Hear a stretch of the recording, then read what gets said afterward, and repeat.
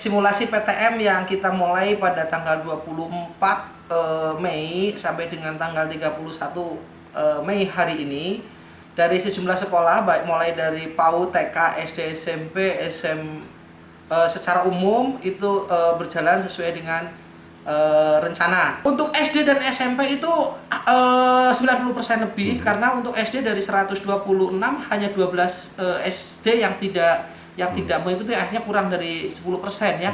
Untuk SMP dari 45 SMP 37 melaksanakan. Artinya hanya 8 SMP 8 sekolah yang tidak melaksanakan. Dan untuk TK memang persentasenya masih kecil, baru 20% TK yang mengikuti simulasi. Tepatnya itu adalah 10% pada gelombang 1 ini, dan nanti insya Allah di gelombang 2 tanggal 7 sampai 8 adalah 10%.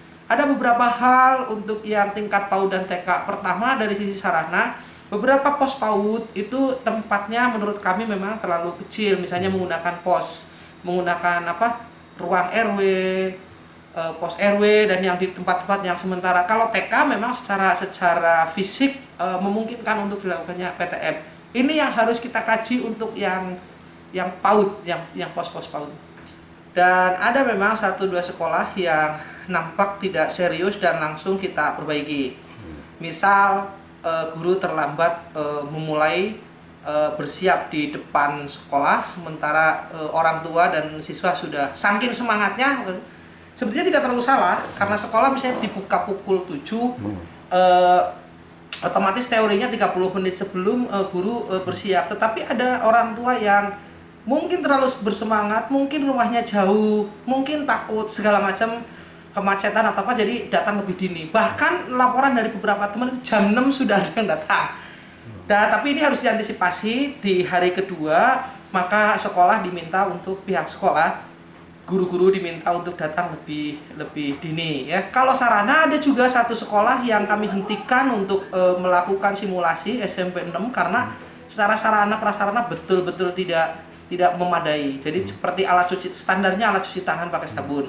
Kemudian informasi yang memadai tentang pelaksanaan tata tertib pelaksanaan PTM.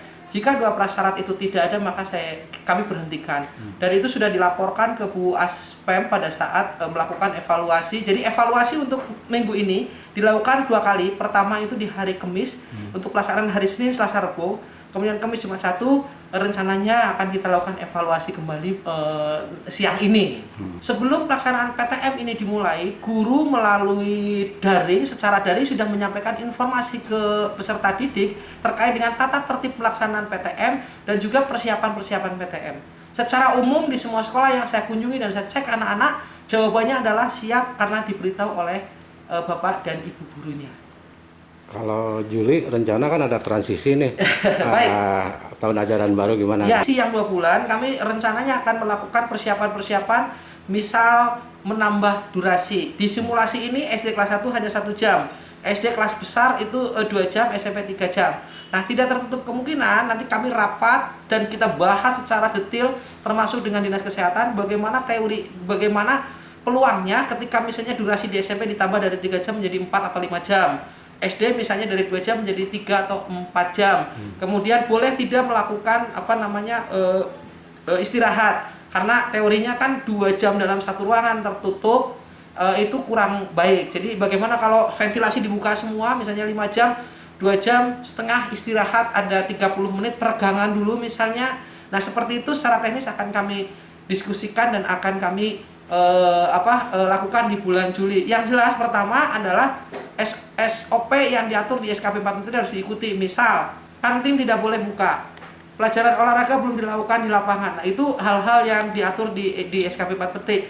Hal lain seperti istirahat, itu kan opsional. Nah, pada saat istirahat itu kita bisa mengisi. Alhamdulillah kami mendapat support dari P4 TK IPA dan P4 TK yang lain agar memberi masukan, di antaranya anak-anak untuk jam istirahat itu diberikan seperti yang tujuannya adalah untuk meningkatkan kebugaran anak.